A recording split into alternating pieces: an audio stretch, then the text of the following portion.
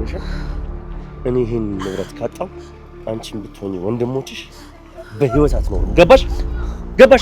አሁን ቀጥ ብለሽ እያይሽ ወደ ቤት ሂጂ። ዳይ እልሽ ወንጀልሽን እንዳላጋልጠው ለኔ ሀሳብ ብትስማሚያሻል። እንድታስቆሚኝ አልፈልግም።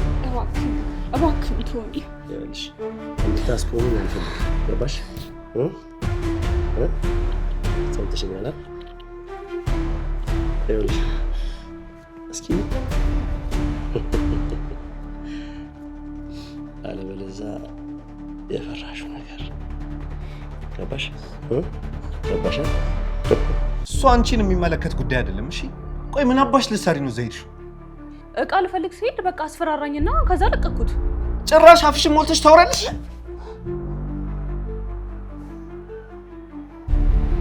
ኦኬ እኔ መታኸኝ